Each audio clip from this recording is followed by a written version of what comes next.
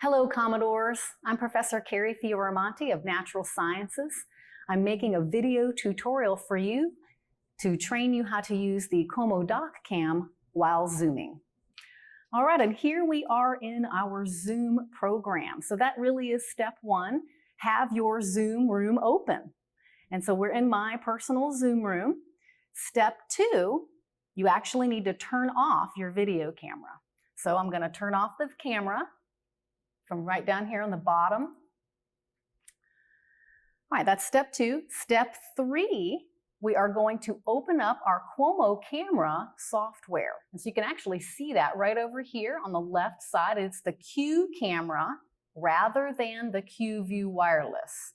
All right, the Q camera. So we're going to open up that piece of software.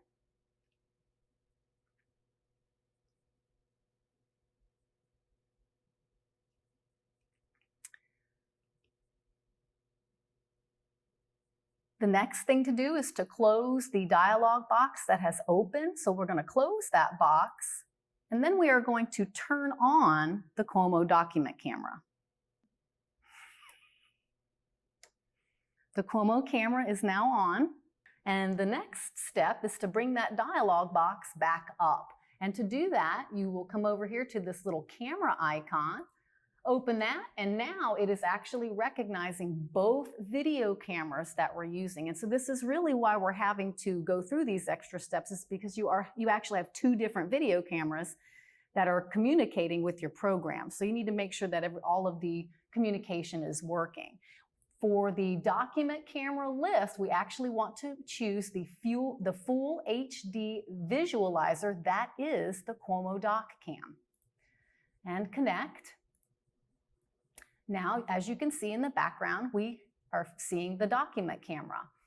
If you would like to also insert a picture of yourself talking, you can then choose the picture in picture, and it will allow you to insert the USB video device, which is the camera sitting on top of the monitor. So now I will insert that.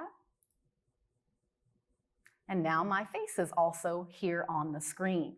So now you can close the dialog box and then perhaps insert some scratch paper and begin writing on your document camera. So far we just have the programs open and communicating with each other, but we're not yet sharing our screen in Zoom. So let's go ahead and remember that we want to do that.